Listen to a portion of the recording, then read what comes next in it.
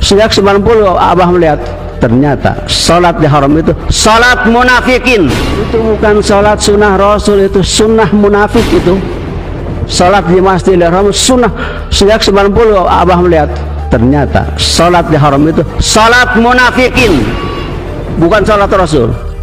Sudah bidah dolalah itu. Menuduh sholat sunnah di Masjidil Haram sebagai sholat munafik adalah kebodohan usuliyah dan penyimpangan dalil. Kaidah usul fikih berbicara, al-aslu fil ibadati at-tawfiq. Hukum asal ibadah adalah mengikuti dalil. Tidak ada satupun dalil sahih baik dari Al-Quran, sunnah, ijma maupun qiyas yang menyebut sholat sunnah di Masjidil Haram sebagai perbuatan nifak. Justru yang ada adalah pengagungan amal sholat di sana. Sholat di Masjid Nabawi dan di Masjidil Haram itu sangat utama, bahkan terdapat di hadis riwayat Bukhari dan Muslim. Ini menunjukkan bahwa Masjidil Haram adalah puncak keutamaan ibadah solat, baik fardu maupun sunnah. Maka menempelkan label munafik pada solat sunnah di sana berarti menabrak hadis mutawatir makna dan bukan ijtihad tapi kebodohan ilmiah. Nauzubillah. Nifak ataupun munafik adalah penyakit hati, bukan vonis atas gerakan lahiriah. Islam sangat keras dalam perkara menuduh nifak, dan ini merupakan dalil prinsipal. Di antara manusia ada yang berkata, kami beriman kepada Allah dan hari akhir, padahal mereka bukan orang beriman. Dalam surah Al-Baqarah ayat 8. Perhatikan, Allah Subhanahu wa Ta'ala sendiri yang menyikap nifak, bukan manusia. Kaidah menyatakan, nahkum bizahir wallahu yatawalla as-sarair. Kami menghukum yang tampak, Allah yang mengurus isi hati. Salat sunnah adalah amal zahir yang disyariatkan. Menuduh pelakunya munafik berarti mengklaim mengetahui isi hati, dan itu tindakan ilahiyah palsu, seolah-olah tokoh tersebut mengambil alih peran Allah. Rasulullah SAW bersabda, barang siapa yang menuduh saudaranya kafir, maka tuduhan itu bisa kembali kepadanya. Hadis riwayat Bukhari.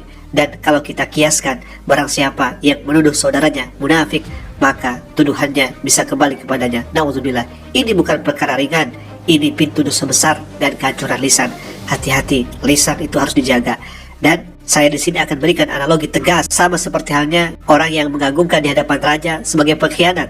Bayangkan, ada seorang berkata, orang yang berdiri lebih lama di hadapan raja, berbicara lebih banyak dengan raja, dan menunjukkan hormat tambahan, itu tanda munafik.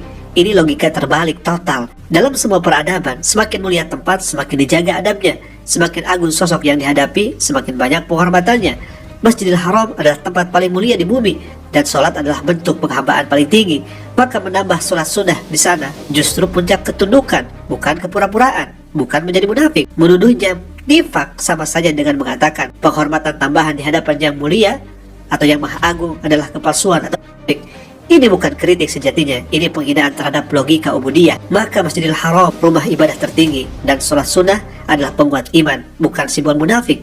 Justru yang berbahaya adalah mengkerdilkan ibadah sunnah, menormalisasi tuduhan batin, membuka pintu kafir, membuka pintu tafsik atau takfir tanpa ilmu. Ini pola klasik Khawarij, merusak agama dengan semangat tapi miskin ilmu. Kesimpulannya adalah, yang pertama, pernyataan tersebut batil secara dalil, rusak secara usul, dan liar secara akidah. Yang kedua, nifak adalah urusan hati dan tidak ada manusia yang berhak memvonisnya. Menyerang sholat sunnah di Masjidil Haram adalah pelecehan terhadap syiar Islam, bukan kritik ilmiah. Jika tokoh itu mengklaim berasal dari ajaran lama, bahkan memperhatikan di tahun 90-an, maka perlu ditegaskan, kebenaran dalam Islam tidak diukur dari umur klaim, tapi dari kekuatan dalil.